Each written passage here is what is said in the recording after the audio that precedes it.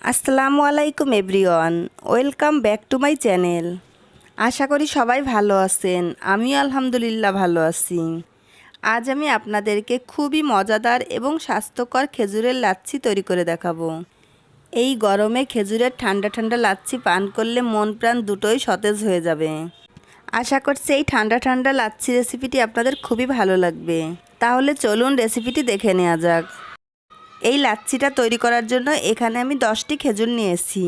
এই খেজুরগুলোর বিচি ফেলে আমি একটু টুকরো করে নিব, তাহলে ব্লেন্ড করার সময় খেজুরগুলো খুব মিহি হবে।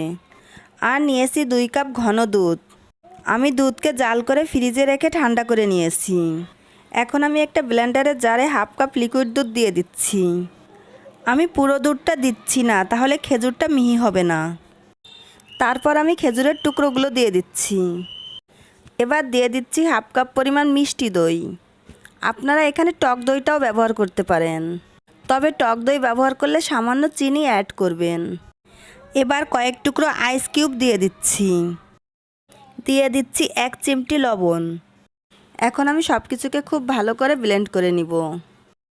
খেজুরগুলোকে আমি খুব মিহি করে ব্লেন্ড করে নিয়েছি। আমি আপনাদের কাছ থেকে দেখাচ্ছি এর ঘনত্বটা। এবার আমি এর মধ্যে বাকি দুধ দিয়ে দিব। তারপর আবারও খুব ভালো করে ব্লেন্ড করে নিব। আমার লাচ্ছিটা তৈরি হয়ে গেছে। এখন আমি সার্ভ করব। আমি এবার লাচ্ছিটা গ্লাসে ঢেলে দিচ্ছি। দেখলেন তো বন্ধুরা, কত সহজে এই খেজুরের লাচ্ছিটা তৈরি করে নিলাম। আশা করছি আমার এই খেজুরের লাচ্ছিটা আপনাদের খুবই ভালো লেগেছে।